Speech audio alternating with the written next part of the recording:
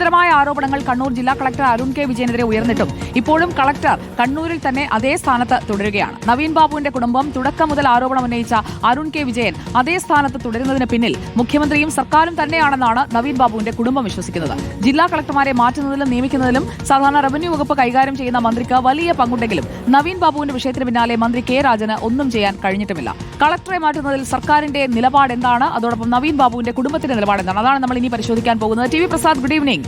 കളക്ടർമാരുടെ മാറ്റമൊക്കെ നവീൻ ബാബുവിന്റെ മരണശേഷം നമ്മൾ പലയിടങ്ങളിലും കണ്ടു. ഇപ്പോൾ കഴിഞ്ഞ ഒരാഴ്ചയ്ക്ക് മുന്നെയാണ് എറണാകുളത്തിന്റെ കളക്ടർ മാറിയത്, ഇടുക്കിയുടെ കളക്ടർ മാറിയത്. അങ്ങനെ മാറ്റമൊക്കെ എപ്പോൾ വേണമെങ്കിലും നടത്താം. പക്ഷേ കണ്ണൂർ കളക്ടർക്ക് ഒരു മാറ്റവുമില്ല. കണ്ണൂർ കളക്ടർ ഈ സംഭവം ഉണ്ടായതിനു ശേഷം മുഖ്യമന്ത്രിയെ ധർമ്മടത്ത് വീട്ടിൽ പോയി കണ്ടതടക്കമുള്ള കാര്യങ്ങൾ പുറത്തു വന്നതല്ലേ?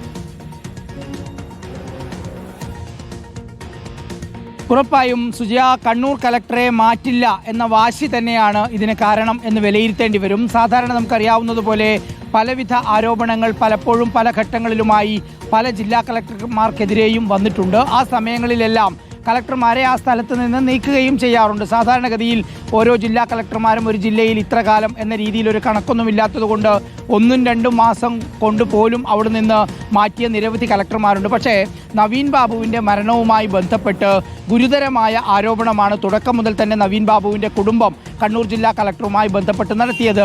കുടുംബം പറഞ്ഞത് ആ പോസ്റ്റ്മോർട്ടം നടപടികൾ തങ്ങൾ വരാതെ നടത്താൻ പാടില്ല എന്നുള്ളതായിരുന്നു. പക്ഷേ അതെല്ലാം ലംഘിച്ചുകൊണ്ട്, കുടുംബത്തിൻ്റെ വാക്ക് ലംഘിച്ചുകൊണ്ട്, കുടുംബം എത്തുന്നതിന് മുമ്പ്, അവരുടെ അനുവാദം വാങ്ങിക്കുന്നതിന് മുമ്പ് തന്നെ പരിയാരം മെഡിക്കൽ കോളേജിൽ വെച്ച് നവീൻ ബാബുവിൻ്റെ പോസ്റ്റ്മോർട്ടം നടത്തുന്നതും നമ്മളെല്ലാവരും കണ്ടതാണ്. അതുകൊണ്ട് തന്നെ ആ ജില്ലാ കളക്ടർ, അതായത് നവീൻ ബാബു ജീവിച്ചിരിക്കുമ്പോൾ നല്ല സ്വരച്ചേർച്ചയിലല്ലാത്ത ജില്ലാ കളക്ടർ ആ വീട്ടിലേക്ക് വരേണ്ടതില്ല എന്ന് പോലും നവീൻ ബാബുവിൻ്റെ ഭാര്യ മഞ്ജുഷ അന്ന് പറയുകയുണ്ടായി.